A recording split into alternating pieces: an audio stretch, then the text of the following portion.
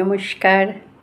ঠাকুর মা স্বামীজিকে প্রণাম জানাচ্ছি উপস্থিত সকল দর্শক বৃন্দকে।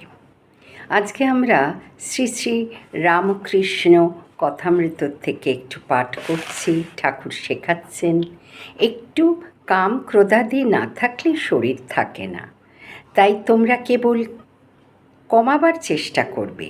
এই কাম ক্রোধ লোভ ইত্যাদি ছয় রিপু একেবারে তো যাবে না, তাই ঈশ্বরের দিকে মোড় ফিরিয়ে দিতে হবে।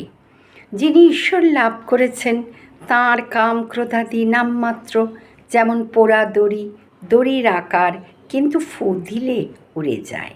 যদি ঈশ্বরের পাদ ও পদ্মে একবার ভক্তি হয়, যদি তার নাম গুণগান করতে ভালো লাগে, তাহলে ইন্দ্রিয় সংযম আর চেষ্টা করতে হয় না। রিপুবশ আপনা আপনি হয়ে যায়। যদি কারো পুত্র শোক হয়, সেদিন কি সে আর লোকের সঙ্গে ঝগড়া করতে পারে, না নিমন্ত্রণে গিয়ে খেতে পারে? সে কি লোকের সামনে অহংকার করে বেড়াতে পারে, না সুখ সম্ভোগ করতে পারে?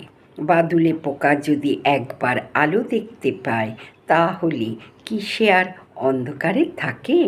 ঈশ্বরের উপর যত ভালোবাসা আসবে, ততই ইন্দ্রিয় সুখ আলোনি লাগবে।